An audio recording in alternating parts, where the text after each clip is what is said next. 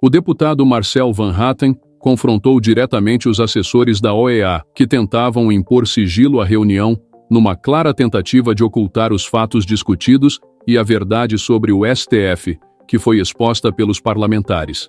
Sem medir palavras, Van Hatten fez um forte desabafo contra essa imposição de censura, justamente por aqueles que deveriam estar ali para defender a liberdade. Como pode, no momento em que as vítimas mais precisam de transparência, vocês determinarem que a reunião seja sigilosa? Isso é inaceitável, declarou o deputado. Assista ao vídeo e veja todos os detalhes. Antes de prosseguir, peço gentilmente que dedique um momento para deixar seu like, inscrever-se em nosso canal e ativar o sininho para receber nossas atualizações. Seu comentário é fundamental, pois contribui para que mais patriotas tenham acesso a essas informações relevantes. Agradeço antecipadamente pelo seu engajamento. Gravar, a gente pede que não, pela preservação da confidencialidade da própria reunião e da segurança de todas as pessoas que estão presentes aqui. Isso acontece com todos os espaços, com todas as pessoas, é um protocolo padrão da comissão em visitas em imóveis. Perdão, sobre esse ponto. Não há em nenhum ponto, no momento em que a vítima precisa da transparência, essa determinação de que a reunião seja sigilosa. Nós já passamos por isso em Washington e não gostaríamos aqui que houvesse a censura por parte da comissão, justamente ouvindo as vítimas de censura.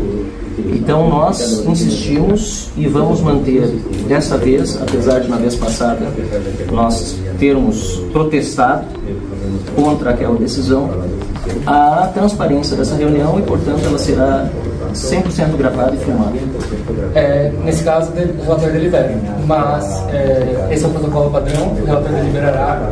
Eu não acredito que haja um prejuízo para as partes que não seja gravada, toda a transparência pode ser reportada depois da forma como os senhores desejarem por meio de comunicação.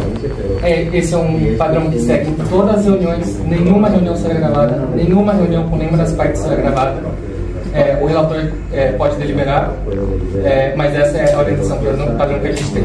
Eu contesto porque nós tivemos a situação em Washington, enviamos um e-mail pedindo as notas. Lamentavelmente as notas não vieram com as informações todas da reunião, inclusive havia informações que não condiziam inteiramente com aquilo que nós havíamos discutido. Enviamos um novo e-mail pedindo que bases legais a OEA estava utilizando para não permitir a filmagem e até o momento não houve resposta. No que, senador Girão, nós entendemos que não há base legal, nós pesquisamos tudo e por isso nós vamos manter a filmagem, porque isso nos preserva. Nós somos as vítimas de abusos e de censura e nós precisamos que as pessoas saibam exatamente o que está acontecendo nessa reunião. Tudo começou, a censura no Brasil começou com aquilo ali. Quando uma investigação da Lava Jato descobriu que o ministro do STF estava envolvido no maior esquema de corrupção que o mundo já viu. E naquele momento, esse ministro, Dias Toffoli, que era presidente da Suprema Corte, decidiu censurar esse artigo dessa revista famosa, determinou que as revistas fossem recolhidas nas bancas de revistas, e basicamente criminalizou qualquer um que falasse sobre isso. Em sequência, ele abriu um inquérito de ofício que é ilegal no Brasil, entregou esse inquérito na mão do Alexandre de Moraes, o que também é ilegal, porque tem um sistema que faz uma distribuição aleatória, e o Alexandre de Moraes, há 6 anos, vem usado esse inquérito para destruir toda e qualquer pessoa que demonstre desaprovação com a Suprema Corte. Só por uns 2 minutos aqui, Mário.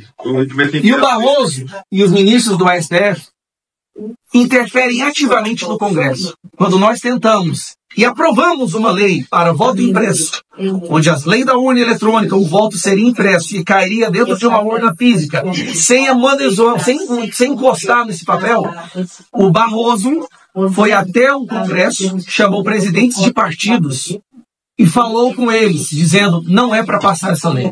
Eu proíbo. Se vocês passarem essa lei, vocês serão perseguidos. Isso saiu na imprensa. Senhor, saiu na imprensa. Contra voto impresso, o Barroso busca cacique central em posição. Alexandre de Moraes também foi lá, chamou os presidentes de partidos e falou, não é para aprovar essa lei. E ameaçou essas pessoas. E por isso nós não temos o voto impresso, que inclusive foi aprovado no Congresso. Bom, nesse dia que o Barroso, na comissão, nesse dia que o Barroso e o Alexandre de Moraes foram ao Congresso ameaçar políticos para que eles não votassem uma determinada lei, nesta reunião, senhor Vaca, nesta reunião, estava essa pessoa aqui, ó, Paulinho da Força.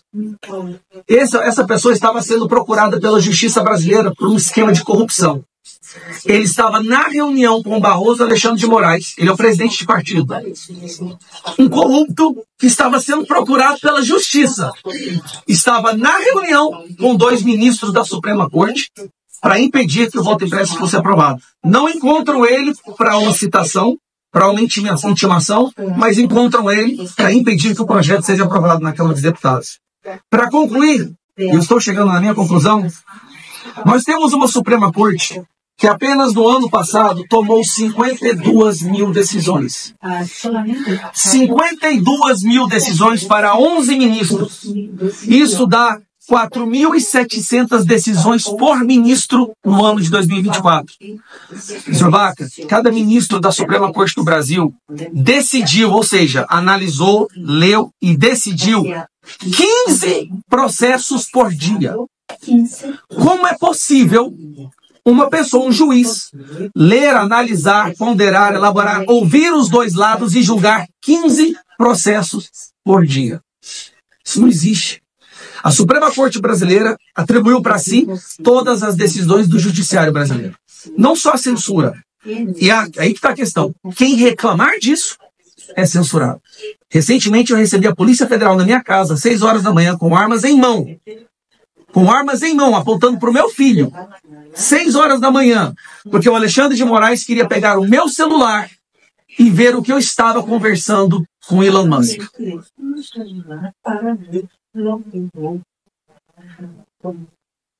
Então é isso. É isso. Que vocês façam alguma coisa e façam valer a existência dessa instituição.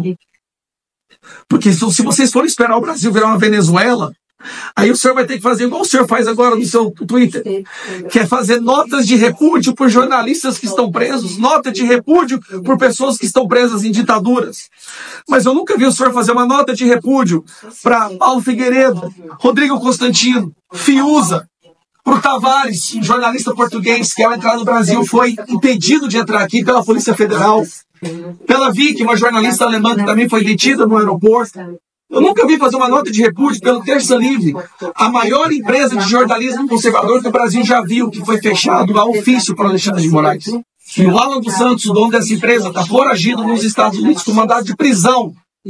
Prisão. Um jornalista famoso que falava com milhões de pessoas todos os dias.